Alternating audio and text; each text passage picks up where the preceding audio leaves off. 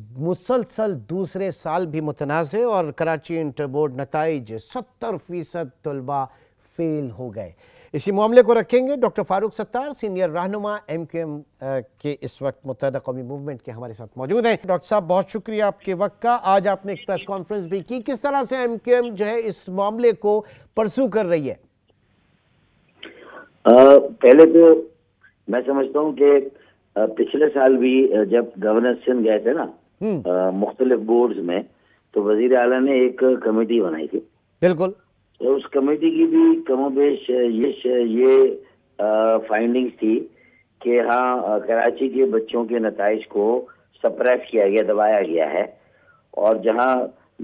अच्छे नंबर दिए जा सकते हैं और जहाँ उनका जो डिजर्व करते जो हक बनता है वो नहीं दिया गया, बल्कि लगा के जानबूझ के उनको नंबर कम दिए गए। तो चेकिंग का निजाम जो है ना, नहीं सर, लेकिन डॉक्टर सरोज लोधी जो कि उस कमेटी के सरबराह थे, अभी थोड़ी देर पहले उनसे बात हुई, उन्होंने इस तरह की कोई बात नहीं की है कि जनाब कराची के बच्चों के साथ उन्होंने कहा कि सिलेबस डिफिकल्ट था, बुक्स अवेलेबल नहीं थी और एग्जामिनेशन पैटर्न जो है वो चेंज था, ये उन्होंने बात की है। चेकिंग का निजाम अलग अलग, तो कहीं पर मैट्रिक में भी और फिर इंटर में भी इतने ज्यादा नंबर दे दिए जाए, कहीं पर जानबूझ के नंबर कम किया जाए और फेल भी किया जाए, तो बताइए आगे आला तालीम के उसूल के लिए जो प्रोफेशनल कॉलेजेस और यूनिवर्सिटीज, चाहे डॉक्टर बनना चाहे, चाहे इंजीनियर बनना चाहे, चाहे चार्टर्ड अकाउंटेंट बनना चाहे,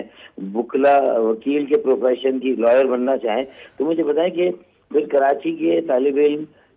इंटरमीडिएट करने के बाद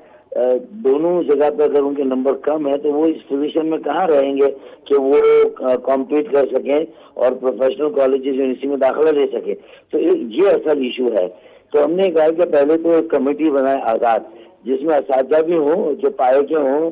जिनकी रेपुटेशन अच्छी हो, और फिर आगा खान बोर्ड के ले देखें ना, आगा खान के बोर्ड से लोग लें, आप फेडरल बोर्ड के लोगों को लें, देखें ना हुकूमत के भी लोग हैं, तो आप कहीं ना कहीं तो ये साबित करेंगे कि अगर पूरी सूबाई हुकूमत पर कराची के इम्तिहानी बोर्ड को लेके ये हमने एक तरह से इल्जाम लगा दिया ना कि भाई इससे मुनाफरत को हवा दी जा रही है और खुले तासुब का मुजाहरा हो रहा है, इम्तियाजी सलूक हो रहा है, बदतरीन नाइंसाफी की बदतरीन मिसालें कायम हो रही है, तो इसका मतलब है कि आप नहीं तो अपने आपको भी तो पेश करेंगे। अच्छा भाई ठीक है, किसी इंडिपेंडेंट उससे तो हमने कहा आगा खान बोर्ड से कराएं चेकिंग का सिस्टम, जब आपने किया दोबारा से चेक कराएं आगा खान बोर्ड से, और इसी तरीके से फेडरल बोर्ड के लोग लें, असातिज़ा लें, और फिर एक कमेटी निगरान बनाए जो MQM पीपल्स पार्टी दोनों के MPS पर मुश्तमिल हो सूबाई कमेटी, वो ओवरऑल निगरानी करे, वो रैंडम ली जो है वो कुछ रोल नंबर निकाल के उन कॉपियों को चेक करे, मतलब, और बच्चों को भी बुलाए, और बच्चों को सिर्फ कॉपी के ऊपर का सफा ना किया जाए, रोल नंबर उनका साइन है, बल्कि अंदर का कंटेंट भी दिखाए कि उन्होंने जो लिखा है। तो मतलब ये कि खाना पूरी नहीं होनी चाहिए। ठीक है सारी बातें, लेकिन with due respect doctor Khalid Maqbool Siddiqui federal education minister हैं, विफाकी वजीर तालीम हैं, जरा घर का हाल भी तो देखें आप लोग कि घर में क्या हो रहा है, कराची में क्या हो रहा है। कराची में 67% बच्चा फेल हो रहा है और उसी इंटरमीडिएट उन्हीं बुक्स के साथ, उन्हीं एग्जामिनेशन ईयर के साथ लड़काना का जो है वो 78% बच्चा पास हो रहा है। अभी पीपल्स पार्टी के लोग मौजूद थे, वो तो कह रहे हैं कि जनाब पिछले साल का जो मामला था वो केयर टेकर गवर्नमेंट के खाते में उन्होंने डाल दिया। आप तो देखें इस मामले को किस तरह से फॉरएवर इसको हल होना चाहिए मसले को। डॉक्टर साहब नहीं, बिल्कुल कतई मतलब गलत बयानी से काम ले रहे हैं वो। पिछले साल जो था मामला वो केयर टेकर का जरूर था, लेकिन उससे थोड़ा सा पिछले साल देखें तो मैंने तो ये प्रेस कॉन्फ्रेंस की थी, आपको पता है, इलेक्शन के मौके पर ही, और ये जो तयनाती थी वो अगर मकबूल बाकर साहब की थी तो क्या वो तयनाती पीपल्स पार्टी से मुख्तलिफ थी? हमने तो उसमें कहा कि सेम वही, कुछ आगे पीछे कर दिए गए लोग तो वही हैं, अफसरान वही हैं जो कि उनके या तो अजीज अकारिब हैं या उनके चहीते हैं, मनपसंद हैं, सियासी तौर पर थुप जियाले हैं, और जैसा कहा जाएगा वैसा करेंगे। उन्हें भी तालीम से कोई सरोकार नहीं है, उनको पेशा वराना शोबों से कोई उनका मतलब नहीं है, उनका मतलब उनके पास प्रिविलेजेस से जो सियासी तौर पर उठाना चाहते, ये बात तो आज भी मैंने कही है, जो भी मौजूद है। और यही लोग तो थे, और कौन था बोर्ड में बताइए ना। जो 5-6 नाम मैं ले रहा हूँ, नसीम अहमद मेमन साहब का नाम मैंने लिया, जुल्फिकार शाह साहब का मैंने नाम लिया, जिनको हाई कोर्ट ने कहा कि भाई इनको हटाएं, ये तो एहलियत ही नहीं रखते कि ये बोर्ड के चेयरमैन बने। और फिर तो जाके इनको हटाया गया, इनको मिलते नहीं लोग। तो ये तो सारी ये कहकर टाल देना अपनी जिम्मेदारी को, ये और खिलवाड़ है ना भाई। ये तो मतलब ये कि गुनाह बदतर गुनाह वाली बात है ना, उजरे गुनाह बदतर, कि भाई गुनाह का उजर देके और ज्यादा खराबी पैदा कर रहे हैं। तो ये मेरे ख्याल में गलत कह रहे हैं। डॉक्टर साहब, एमडी कैट के जो नताइज थे वो 2 बार मुस्तरद हुए, उसकी वजह से मेडिकल के तुलबा जो है उनका पूरा साल जाया हुआ। आप लोग जो भी करेंगे और पीपल्स पार्टी जो भी करेगी, हुकूमत जो भी करेगी, लेकिन जिन तुलबा का साल जाया हुआ है वो कैसे रिकवर होगा, नंबर 1। नंबर 2, अगर 15 या 20% ग्रेस मार्क्स आप देके उनको कामयाब करते हैं तो ये सिर्फ एक डैमेज कंट्रोल होगा। यहां तो पूरा का पूरा कोलैटरल डैमेज हो गया है सियासी, ये जो हमारा तालीमी निजाम है। डॉक्टर साहब जी देखिए ना, मैंने कहा ना खालिद मकबूल भाई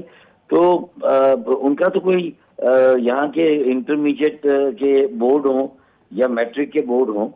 और यहाँ तक कि अब तो हायर एजुकेशन कमीशन भी हर सूबे का अलग अलग बना दिया गया, ये इख्तरा करके 18वीं तरमीम के। हालांकि 18वीं तरमीम में एक कॉमन रेगुलेटरी अथॉरिटी की बात हुई थी, और मुझे अच्छी तरह याद है कि वो हायर एजुकेशन कमीशन को सिर्फ वफाक में ही रहना था, सूबे में ये हायर एजुकेशन कमीशन बिल्कुल नहीं बनने थे। लेकिन एक सूबे में भी जबरदस्ती बना लेकिन सर आप इत्तेहादी पार्टनर तो हैं, हुकूमत में तो हैं, वजारतें, विफाकी वजारतें तो आपके पास हैं, एहतजाज तो कर सकते हैं। इसीलिए तो खालिद मकबूल भाई की ईमा पर और कहने पर तो मैंने प्रेस कॉन्फ्रेंस की है ना। खालिद भाई ने कहा था कि फारूक भाई ये फौरन प्रेस कॉन्फ्रेंस करें, पार्टी का मौक़िफ़ दें। अब वो भी यही बात करते एक वजीर के तौर पे और मेरी तरह बेबस नजर आते। हम तो रिसीविंग एंड पर है ना भाई, जैसे आप हैं, मैं हूँ। कराची में तो सिंधी बोलने वाला भी जो है ना, वो भी कोई बहुत ज्यादा मतलब प्रिविलेज नहीं है। पश्तो बोलने वाला, पंजाबी बोलने वाला, सराइकी, हजारेबाद, कश्मीर, वो भी उसी चक्की में पेशा जा रहे हैं जिसमें महाजर पेशे जा रहे हैं। अव्वलन ये बोक्स, ये इनाद जो है वो महाजरों से है, उनकी सलाहियतों से, उनकी काबिलियत से, और उन्हें पाकिस्तान की बनाने की सजा देना मकसूद है। और कि भाई उनको वहां से आने की जरूरत क्या थी। बड़ा मोटा मोटा हिसाब है सर, बड़ा मोटा मोटा हिसाब है। कोई ये समझा दे, मैं तो हर किसी से यही पूछ रहा हूं कि जनाब कराची का बच्चा इतना निकम्मा, इतना कुड़मगज, इतना जो है वो कि वो 33% बच्चे सिर्फ पास हो रहे हैं, 67% फेल हो रहे हैं, और उन्हीं किताबों के साथ, उसी जो है वो सिलेबस के साथ लाड़काना बोर्ड का 78% बच्चा जो है वो पास हो रहा है। ये एक बुनियादी बेंचमार्क है इस वक्त जो हमारे कंसिडरेशन में होना चाहिए। मेरे भाई यही तो मैं कह रहा हूँ कि तुम दही और शहरी सिंध की तफरीक जो कि उसूलन अब खत्म हो जानी चाहिए, तुम करो, चलो कर भी रहे हो। तो तुम सूबाई हुकूमत तो तुम्हारी है ना, तो तुम जो शहरी तालीमी और इम्तिहानी बोर्ड है उसके नताइज की, अगर उसके नताइज ये हैं जिस पर तुम खुश हो और खामोश शादियाने बजा रहे हो, तो मेरे भाई ये भी तुम पर ही इसका बाहर आ रहा है कि ये तुम ही इसके जिम्मेदार हो कि फिर इतना खराब तालीमी मेयार कैसे हो गया कराची का। अच्छा, फिर तुमसे मैंने सवाल किया एक लॉजिकल कि अगर ऐसा है, फर्ज कर लें कि कराची का प्री इंजीनियरिंग का जो रिजल्ट 30%, 29-30% जी, और लाड़काना का 78-80% है, लेकिन वही लाड़काना का बच्चा और कराची का बच्चा जब एनईडी के दाखिले के लिए एनईडी के दाखिला टेस्ट में अपीयर होता है, तो वहां पर जो अपीयर होते हैं कराची के बच्चे उसमें से 70% पास हो जाते हैं उस टेस्ट में, और लाड़काना के 80% फेल हो जाते हैं। उल्टा है, इंटरमीडिएट में जो इन्होंने बढ़ा चढ़ा के अपने रिजल्ट बनाए और कराची की दबाए आबादी भी देखे ना कि लाड़काना, नवाबशाह, जाकिबाबाद, कश्मीर की आबादियां हर मरदमशुमारी में किस तरह बढ़ा चढ़ा के 4-4% उनकी जो है वो आबादी के इजाफे का तनासुब है, और कराची की 1.5% पे, जबकि यहाँ हर दुनिया का आदमी जो कहीं से भी आता है पूरे मुल्क से, वो कराची में आके माशी जो है रोजगार की तलाश में होता है और यहाँ की आबादी में इजाफा करता है, यहाँ की वसाइल के ऊपर अपना फिर उसका अपना हक जताता है, और यहाँ की जो तो मेरा कहना है कि ये यही हो रहा है इंटरमीडिएट बोर्ड, मैट्रिक बोर्ड में भी यही हो रहा है। अच्छा चले हो रहा है, तो फिर एनईडी के जो रिजल्ट मैंने शो किए कि वहाँ आगा खान बोर्ड का रिजल्ट 84%, जितने आगा खान बोर्ड के अपीयर हुए 84% पास हुए, फेडरल बोर्ड के 73% पास हुए, कराची के 67% पास हुए और लड़गाना के 20%। तो फिर वहां ऐसा क्यों हो रहा है वहां के? ठीक है जी फारूक सत्तार साहब, हम यही चाह रहे थे कि ये मामला वंस फॉर ऑल हल हो। ये जो तफरीक इस वक्त दिखाई जा रही है, क्योंकि आदाद शुमार जो है नंबर्स खुद बोल रहे हैं कि कहाँ क्या चीज़ ख़राब है, कहाँ क्या चीज़ नुकसान पहुँचा रही है। और अलमिया यह है कि ये सारी चीज़ें, ये सारी वारदात जिसे हम कहेंगे, ये एजुकेशन एमरजेंसी के अंदर रहकर हो रही है।